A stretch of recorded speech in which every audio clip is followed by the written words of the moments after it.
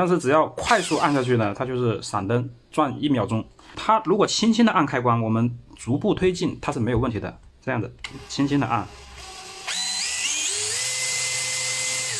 但是按快了就不行。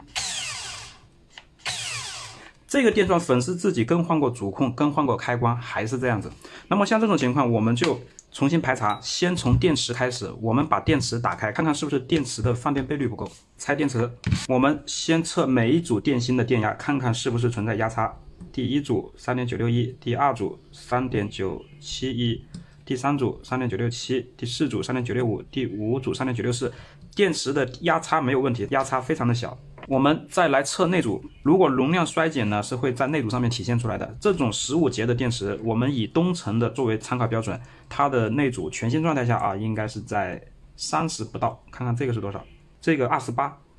说明这个电池的状态非常的好，它是能够满足得了大电流放电的。那么我们现在就可以排除电池的问题。我们现在检查机器。好的，朋友们，我们现在串上了一个其他的控制器，这个是原来的，已经拆下来了，开关也换了，主控也坏了。现在我们测试呢，还是一样，手没有松的，还是转一下就停，慢慢的就可以。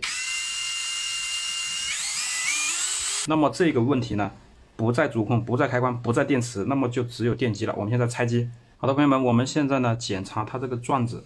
发现它这个磁性呢不够均匀，像这个位置它就感觉磁的磁性就比较小，这一段呢，有一段它的磁性稍微大，整体来说它的磁性还是偏小，特别是这一块这个面它的磁性非常小，这个面就大很多，整体来说它的磁性还是偏小。我们看看这个，像我们这样子试的话，就感觉阻力很大，磁性很强，比它这个要强很多。它这个转子和定子啊，就是很容易就轻轻的就感觉就是拔出来了。那么正常的好的状态下，它是有一定的阻力的，就是像这个需要用力拔才能拔得出来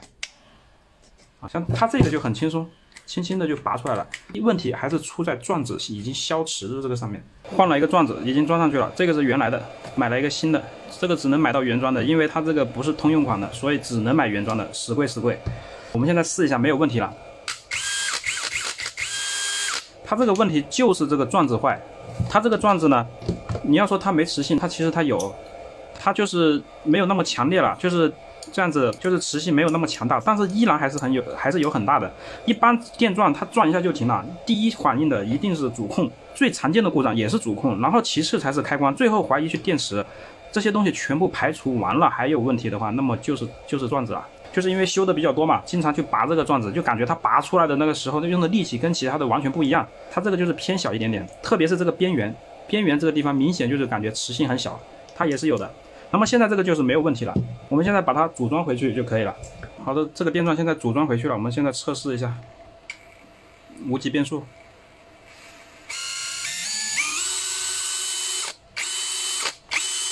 现在没有问题的，并且齿轮箱已经重新打油保养了。都挺好的，转速也是正常的，这是现在是慢转，快转。现在这